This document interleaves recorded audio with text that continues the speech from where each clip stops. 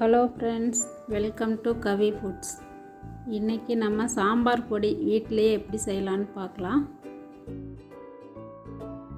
அதுக்கு தேவையான பொருள்லாம் என்னென்னு பார்க்கலாம். அதுக்கு காஞ்ச மிளகாய் 1/4 கிலோ, 1/4 கிலோ மல்லி எடுத்து வச்சுருக்கேன். 4 டேபிள் ஸ்பூன் அரிசி, அது எந்த அரிசியாக இருந்தாலும் எடுத்துக்கலாம். 4 டேபிள் ஸ்பூன் உளுந்து, 4 டேபிள் ஸ்பூன் கடலைப்பருப்பு, 4 டேபிள் ஸ்பூன் துவரம்பருப்பு, இது எல்லாமே 4 டேபிள் ஸ்பூன். ஜீரகம் 2 டேபிள் ஸ்பூன், வெந்தயம் 1 டேபிள் ஸ்பூன், மஞ்சள் தூள் 1 டேபிள் ஸ்பூன், பெருங்காயம் 1 டேபிள் ஸ்பூன். இனி கடாயை அடுப்பில் வச்சுட்டு சூடானதுக்கப்புறம் மல்லியை வறுத்துக்கலாம். இதுக்கெல்லாம் எண்ணெய் விடாமல் வறுத்துக்கலாம். இதை சிம்லேயே வச்சு வறுத்துக்கலாம் எல்லா பொருளையும். மல்லி நல்லா வறுவட்டுருச்சு, இனி மாற்றிக்கலாம். அடுத்து துவரம்பருப்பு சேர்த்து வறுத்துக்கலாம். எல்லாத்தையுமே பொன்னிறம் ஆக வரைக்கும் ஒவ்வொன்றா வறுத்து எடுத்துக்கலாம்.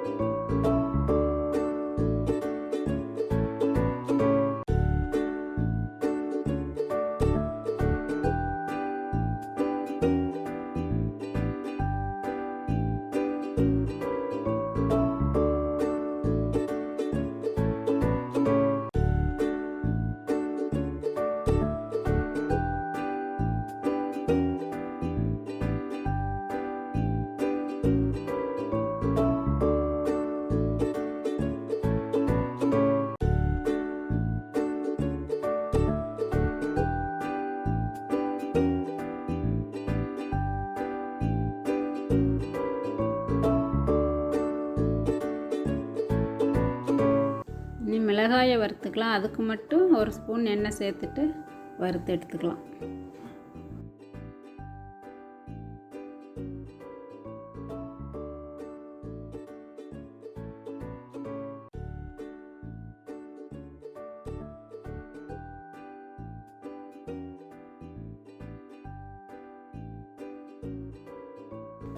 இப்போ மிளகா வறுத்தாச்சு. இது கூட 1 டேபிள் ஸ்பூன் மஞ்சள் தூளும் 1 டேபிள் ஸ்பூன் பெருங்காயத்தூளும் சேர்த்து ஆற வச்சுக்கலாம். ஆறுனதுக்கப்புறம் மிக்சியில் போட்டு பவுடர் பண்ணி எடுத்துக்கலாம்.